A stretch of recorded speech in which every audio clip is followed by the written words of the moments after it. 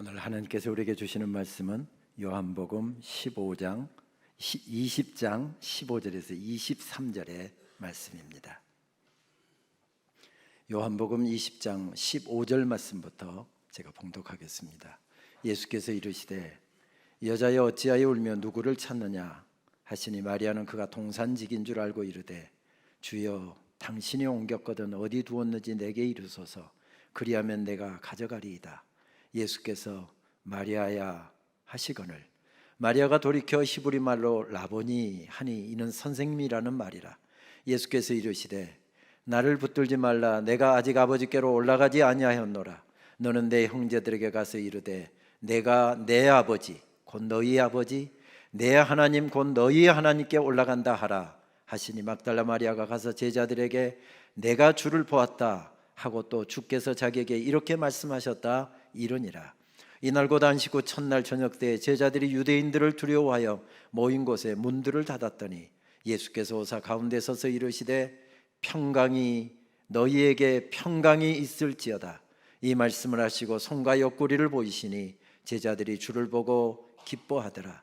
예수께서 또 이르시되 너희에게 평강이 있을지어다. 아버지께서 나를 보내신 것 같이 나도 너희를 보내노라. 이 말씀을 하시고 그들을 향하여 숨을 내쉬며 이르시되 성령을 받으라. 성령을 받으라. 너희가 누구의 죄든지 사하면 사해질 것이요 누구의 죄든지 그대로 두면 그대로 있으리라 하시니라. 이것은 우리 주님의 말씀입니다. 저는 전에 미국에서 공부할 때 2년여간에 사랑하는 형과 어머니를 차례로 떠나보낸 적이 있습니다.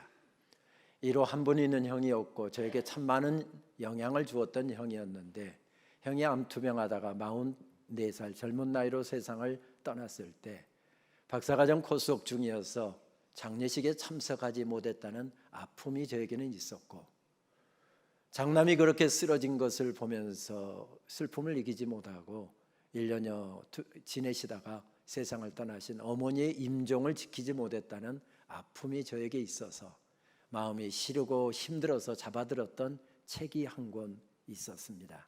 미국 예일대학교 신학부의 철학과 신학을 가리키는 니콜라스 월터 스트로프 박사의 책이었습니다.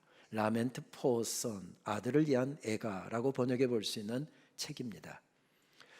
책을 펼쳤을 때 서문에는 그렇게 나와 있더군요. 통곡의 벤치에서 울고 있는 이들과 함께.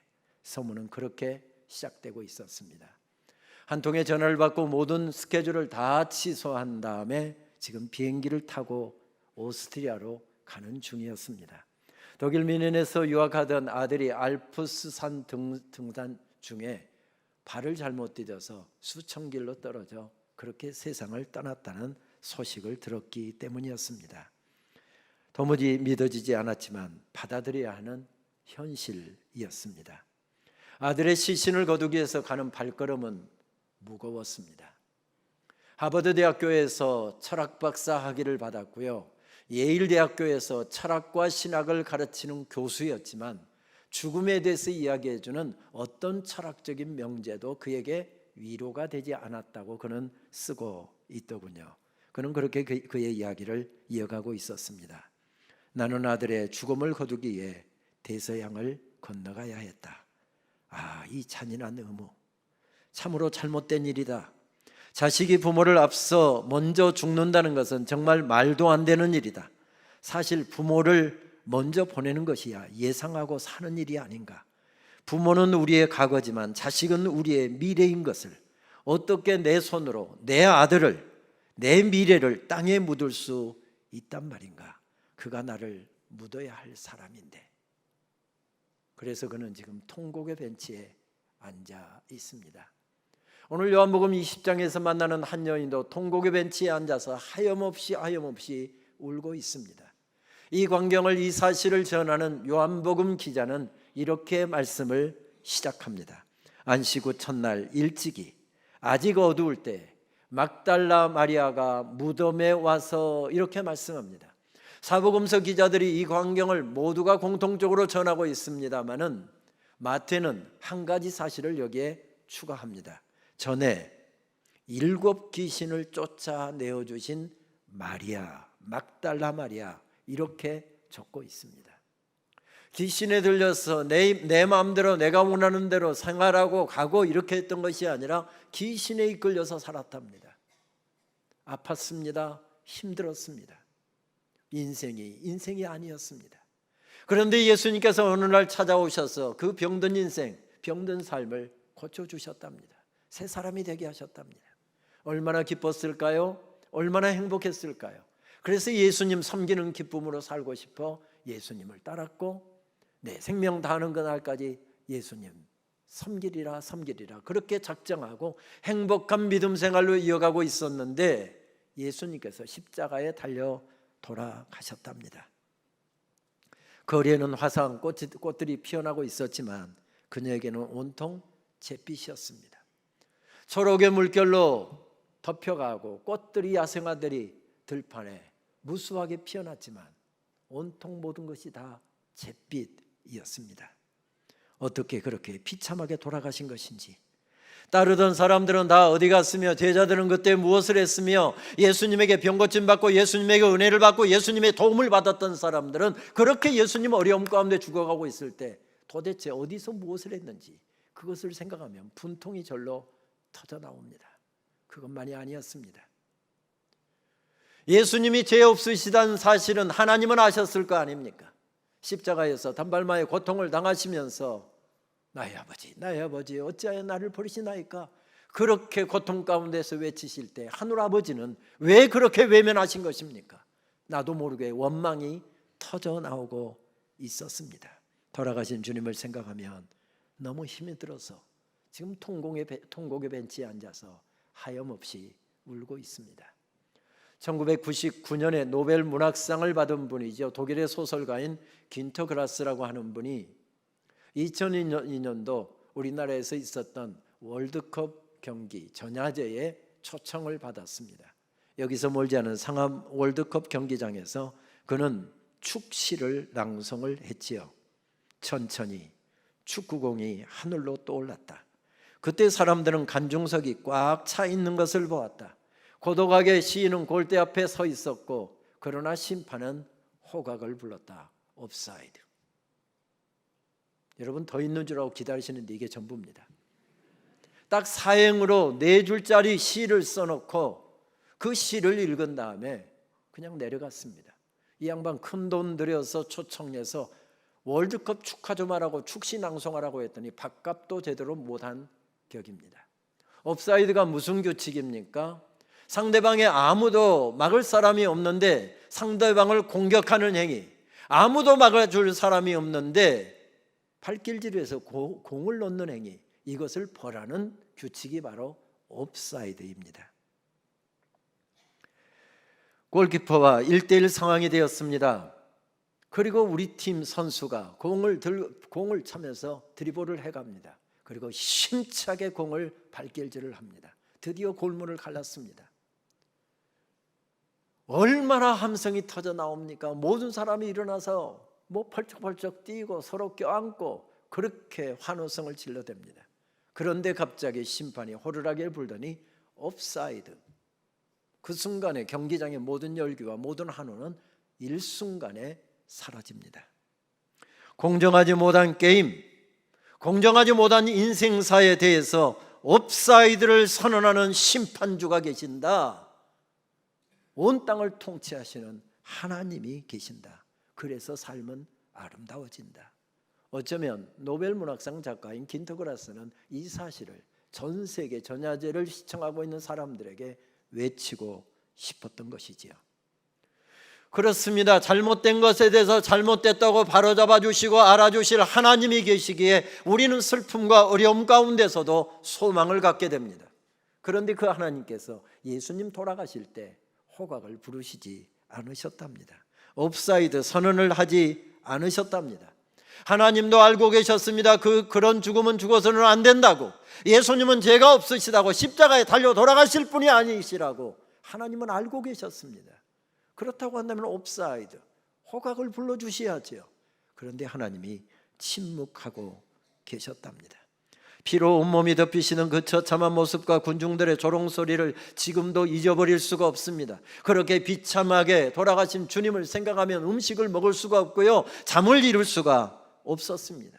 그렇게 사흘을 지낸 다음에 마지막으로 예수님 시신에 향유라도 붓고 예수님 얼굴이라도 마지막 더 한번 보고 싶어서 새벽에 일어나 예수님의 무덤을 찾고 있었답니다. 이런 새벽길을 혼자 가는 무서움이 왜 없었을까요? 로마 군병들이 무덤 앞을 지키고 있다는데 혹시 군병들이 희롱이라도 하면 어떻게 하나 두려움이 왜 없었겠습니까? 그런데도 예수님을 향한 아름다운 사랑의 마음이 있어서 막달라 마리아는 향유옥합을 들고 그 무덤을 찾았답니다. 그런데 이게 웬일입니까? 무덤은 비어 있었고 예수님의 시신은 온데간데 없었습니다. 십자가에서 그렇게 억울하게 죽임을 당하셨는데 죽어서도 수모를 당하시는 예수님 생각하며 그냥 나도 모르게 통곡이 터져 나와서 그곳에서 혼자 울고 있었답니다. 약간의 차이는 있지만 부활 소식을 전하는 복음서는 공통적으로 부활의 아침에 이 무덤을 찾은 여인에 대해서 기록하고 있는데 요한은 여기에 독특하게 한 가지를 더 추가합니다. 그 여인이 무덤 밖에 서서 울고 있었다. 오늘 11절 말씀이죠. 그 여인이 무덤 밖에 서서 울고 있더니 이렇게 말씀합니다. 이해할 수 없는 고통 앞에서, 어려운 인생의 문제 앞에서 그냥 하염없이 문제 그 현장에 서서 울고 있었답니다. 11절만이 아닙니다. 11절 그 끝부분에 보게 되면 또 울면서 구부려 무덤 안을 들여다보더니 이렇게 말씀합니다. 여기서 울다라고 해당되는 헬라어 원어는 클라리오라고 하는 단어를 사용하는데, 클라리오라고 하는 이 단어는 그냥 우아하게 눈물을 흘리면서 조용히 울고 있을 때는 쓸 수 없는 단어입니다. 그냥 온몸이 들썩일 정도로 소리 내고 콧물을 흘리면서 통곡하는 눈물에만 쓸 수 있는 단어가 클라이오라고 하는 단어입니다. 슬픔의 감정을 어떻게 할 수 없어서 큰 소리로 통곡하고 있는 여인의 모습이 여러분 그려지시는지요? 그렇게 지금 그 무덤 앞에서 울고 있었답니다. 사랑하는 사람을 잃고 울부짖는 이의 마음이 느껴지십니까? 이 마음을 요한이 함께 느끼면서 지금 말씀을 적고 있었다는 이야기가 됩니다. 그것만이 아닙니다. 14절 말씀을 보게 되면 울고 있는 그 여인 뒤에 예수님이 함께 계셨답니다. 울고 있는 그 여인을 보고 계셨고 울고 있는 그 여인의 마음을 알고 계셨고, 그래서 예수님도 그 뒤에서 그 여인과 함께 울고 계셨답니다. 앞서 언급한 책에서 월터 스트로프 박사는 이렇게 그의 이야기를 적어가고 있습니다. 내 아들 에릭은 뉴헤이븐에 눈 내리는 날 저녁에 태어나 카이저 게베르그의 눈 쌓인 봉우리에서 25 젊은 나이로 죽었다. 조심스럽게 눈 쌓인 봉우리로부터 내려 우리는 따뜻한 대지에 그를 뉘었다. 나는 죽은 아들의 뺨을 만져보았다. 온몸을 굳게 만드는 그 뺨에 차가움이 전해져 왔다. 죽음은 차가웠다. 그리고 죽음은 조용했다. 영혼이 떠나버린 그의 육신에는 모든 부드러움은 빠져나가고 따뜻함도 빠져나가 버렸다. 내 아들 에릭은 그렇게 갔다. 내 아들 에릭도 명성한 아이였다. 내셔널 메리트 장학생으로 대학에 진학했고 그는 과학과 수학에 탁월한 재능을 가진 아이였다. 훌륭한 화가였고 도예에도 소질이 있었으며 음악에도 뛰어난 재능을 가진 훌륭한 연주가였다. 그는 참으로 열심히 있는 아이였다. 그의 목표를 이루기 위해 그의 시간을 조금도 낭비하지 않는 그런 아이였다. 에릭은 25년간 하나님께서 우리에게 주신 선물이었다. 그 선물이 사라지고 난 다음에야 그 소중함을 절감하게 되었다. 이미 아들은 이 땅에 없는데 그의 사람됨에 대해서 아무리 칭찬을 안들 무슨 소용이 있겠는가. 그런 아이가 이제 더 이상 있지 않다는 것이 우리를 고통스럽게 한다. 단 한 번, 발 한 번 잘못 디딘 것이 이제 더 이상 이 땅에 있지 않는 존재, 네버니스가 되고 말았다. 그는 이제 더 이상 우리와 함께 있지 않다. 식탁에도 우리와 함께 있지 않고 우리와 함께 여행도 하지 않으며 우리와 함께 웃지도 울지도 않는다. 이제 우리의 모든 삶을 그 없이 살아야만 한다. 오직 우리가 눈을 감을 때에야 그의 죽음이 가져다주는 고통에서 벗어날 수 있을 것이다. 따뜻한 6월 어느 날 아들을 묻을 때 나는 나 자신을 거기에 묻었다. 내 아들이 묻힐 때 거기 묻힌 것은 아들이 아니라 나 자신이었다. 무거운 간뚜껑이 닫힐 때 거기에 갇힌 것도 나였다. 고별 찬송이 끝나고 시편 말씀을 읽은 후에 하간 예배가 끝났을 때 모두 그곳을 떠났고 그곳에 홀로 남겨진 것은 나 자신이었다. 아들이 떠난 이후 이제 세상은 완전히 달라졌다. 핑크색은 보라색으로, 노란색은 갈색으로, 파란 하늘은 잿빛 하늘로 바뀌었다. 이제 세상은 더 이상 나에게 아름답게 보이지 않았다. 이게 클라이오, 통곡의 벤치에서 울고 앉아있는 사람의 모습입니다. 아들이 천국에 갔다는 이야기도, 주님 품에 안겨있다는 친구들의 이야기도 위로가 되지 않았습니다. 아들이 죽었는데 아들이 천국 갔다는 사실이 내 마음에 슬픔을 지우기에는 너무 슬픔이 컸습니다. 그런데 아들을 잃은 그 아버지에게 위로가 되었던 것은 한 가지였답니다. 자기와 똑같이 아들을 잃어버리셨던 하나님의 마음, 죽어가는 아들을 바라보시면서 하염없이 울고 계시는 하나님의 눈물, 그것이 그에게 위로였답니다. 상처투성인 성자 하나님을 바라보시는 하나님의 아픔, 죽어가는 아들을 바라보시며 그것이 죄인들을 살리는 길이시기에 하염없이 아들을 바라보시면서 울고 계시는 하나님의 눈물. 통곡의 벤치에 앉아 클라이오, 슬픔을 주체할 수 없어서 한없이 통곡하다가 그 하나님의 모습을 보았을 때 그것이 위로가 되었답니다. 말없이 그와 함께 울어주시는 분, 함께 울고 계시는 분, 그분이 그를 일으켜 세웠습니다. 그는 그래서 이렇게 그의 이야기를 적어가고 있습니다. 예수님께서 무덤 문을 여시고 부활하실 것을 믿는 것은 우리의 무덤으로부터 우리가 부활하게 될 징표로 받아들이는 것이다. 사망의 권세를 이기심과 다시 사심은 우리의 어두운 무덤으로부터 다시 일으킬 능력과 권세를 가지고 사는 것이다. 그렇다면 나는 정말로 에릭이 아빠 나 돌아왔어요 말하는 것을 듣게 될 것인가? 마음 한편으로 오가고 있는 나에게 하나님은 내게 말씀하셨다. 내가 이미 죽은 자를 일으켰으며 죽은 자로부터 나의 독생자 예수를 일으켰던 것을 기억하라. 나의 아들 예수를 죽음에서 부활시켰다고 한다면 너의 아들도 그렇게 할 수 있지 않겠니? 그렇습니다 하나님, 그렇습니다 하나님. 그때야 나는 에릭을 떠나보낼 수가 있었다. So goodbye 에릭, goodbye until we see. 그래 잘 가라 에릭, 우리가 주님 보좌 앞에서 다시 볼 때까지 잘 가라 에릭, goodbye. 슬픔으로 몸을 떨어야 했던 사람이 함께 울어주시는 주님 때문에 상처가 회복되고 슬픔이 위로로 가득 차서 일어서고 있습니다. 꽃이 시들었다고 생각했습니다. 그래서 마리아는 아팠습니다. 그것이 끝이라고 생각했습니다. 그래서 힘이 들었습니다. 다시 주님의 얼굴을 보지 못한다는 사실 때문에 슬펐습니다. 그런데 그것이 끝이 아니랍니다. 주님은 살아계셨습니다. 부활의 향기로 넘치고 있었고 소망의 향기로, 생명의 향기로 넘쳐나고 있었습니다. 나는 부활이요 생명이니 나를 믿는 자는 죽어도 살겠고 무릇 살아서 나를 믿는 자는 영원히 죽지 아니하리니 내가 이것을 믿느냐? 내가 이것을 믿느냐? 나사로의 죽음 앞에서 예수님께서 물으셨던 그 물음이, 그 말씀이 생각나서 마리아는 대답합니다. 아멘 주님, 내가 믿습니다. 아버지 그렇습니다. 내 아들의 죽음 앞에서 나는 다시 만나 천국에서 영원히 부활할 것을 나는 확실히 믿습니다. 그 고백이 그를 일으켜 세우고 있습니다.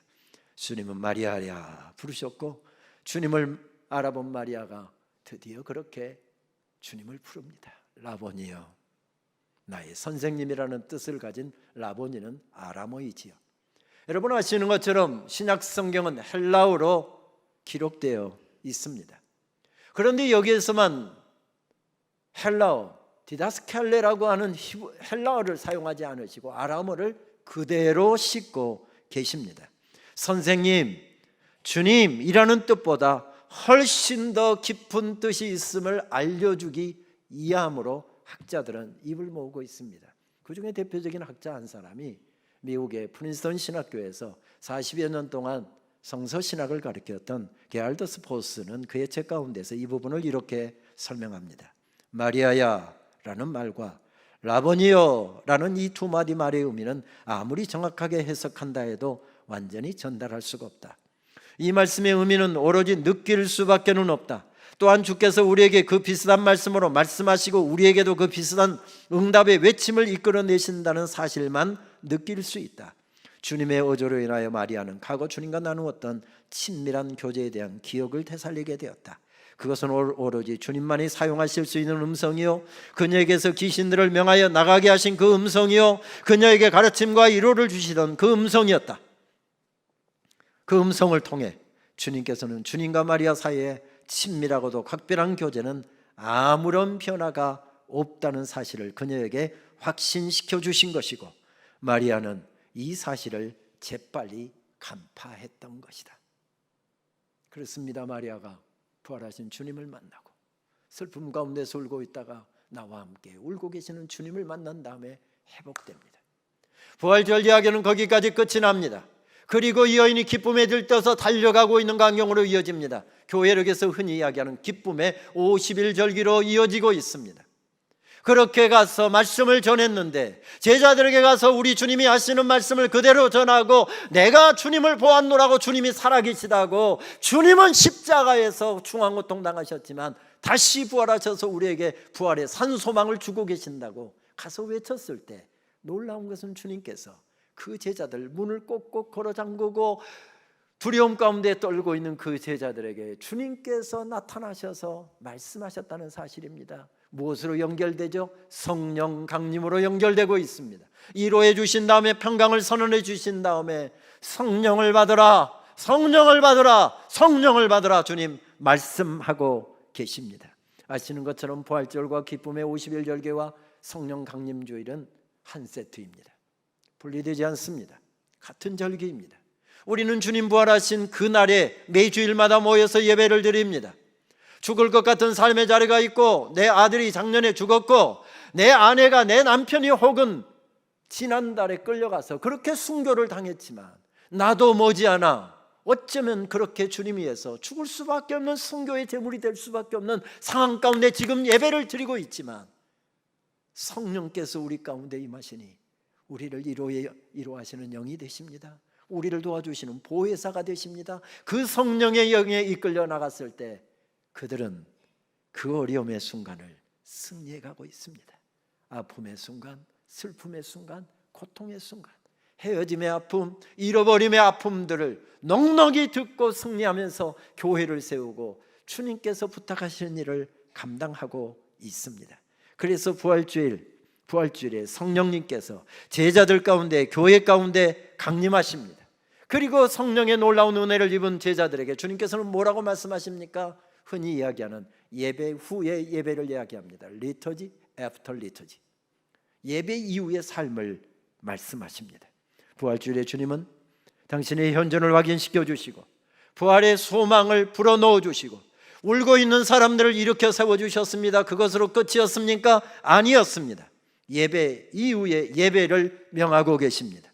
너는 내 형제들에게 가서 이르되 내가 내 아버지 곧 너희의 아버지 내 하나님 곧 너희의 하나님께로 올라간다 하라. 꽃이 시들었다고 울고 있는 사람들에게 주님께서는 꽃이 시든 것이 아니라 부활의 향기로 남아있고 소망의 향기로 남아있다. 너희가 나가서 예배 후에 예배의 삶을 힘차게 살고 이 부활의 증인이 되고 주님 우리를 이루하고 계시는 그 슬픔의 현장에 있는 사람들의 손을 잡아줄 때 거기에서 놀라운 생명의 열매가 맺혀지게 될 것이다 말씀하고 계십니다. 놀라운 것은 그때 부활하신 주님께서 문을 꼭꼭 걸어닫고 숨어있는 제자들에게 찾아오셔서 다른 것을 확인시켜 주신 것이 아니라 하늘의 평화를 선물해 주셨습니다. 평화가 있기를, 평화가 있기를, 평화가 있기를, 평화가 있기를. 삶의 환경을 바꿔주신 것이 아니라 영원한 하늘의 평화, 에이레네, 샬롬, 이것을 전해주고 있습니다. 말씀을 준비하는 동안 저는 이 찬양을 계속 제 입술에 주님께서 담아주시는 것을 경험했습니다. 어제 하루 종일 이 찬양을 듣고 찬양을 고백하면서 내가 나 대신에 가서 성령 강림 주일에 슬픔 가운데서도 주님을 바라보고 있는 염산교회 성도들에게 이 사실을 좀 내가 전해줬으면 좋겠다. 지금 나오고 있는 찬양은 저희 장로의 신학대학교를 위해서 기도해 주시고 후원해 주시는 지역교회와 성도님들, 코로나 상황에서 어려움 가운데 있는데 위로하기 위하여 지난 12월에 송년음악회 씨앗 콘서트를 가졌는데 송정미 사모님이 불렀던 찬양입니다. 부활의 아침 주님께서 말씀해 주신 것처럼 염산교회 성도님 한 분 한 분들에게 하늘의 평화가 함께 하시기를, 하늘의 평화가 함께 하시기를.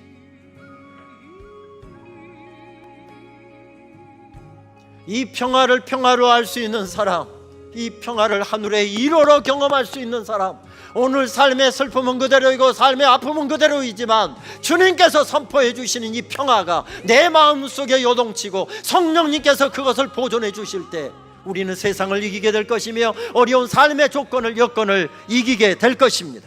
허무한 시절 지날 때, 깊은 한숨 내쉴 때 그와 같이 너희를 버려두지 않으리, 내가 너희와 영원히 함께하리라. 성령이 오셨네, 성령이 오셨네. 그 놀라운 성령님을 경험한 사람들은 벌떡벌떡 일어나서 찬양합니다. 슬픔을 이겨갑니다. 아픔을 이겨갑니다. 세상을 이겨갑니다. 삶의 어려움의 문제들을 이겨가고 있는 것을 발견하게 됩니다.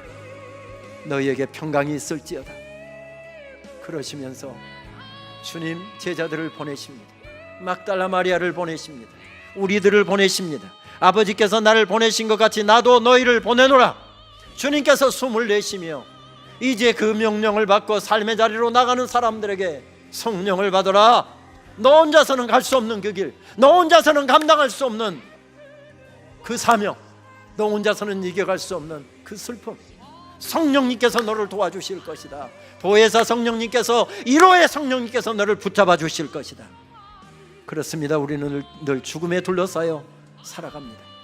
인생이라는 초원을 걸어갈 때 죽음은 곳곳에 숨어서 우리를 노리고 있습니다. 우리 뒤에도 죽음이 있고요, 우리 오른편에도 왼편에도 죽음이 도사리고 있습니다. 앞쪽과 뒤쪽에도 죽음은 도사리고 있습니다.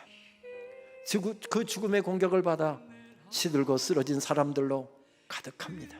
허무함에 몸을 떠는 사람들, 한숨 쉬는 사람들이 많습니다.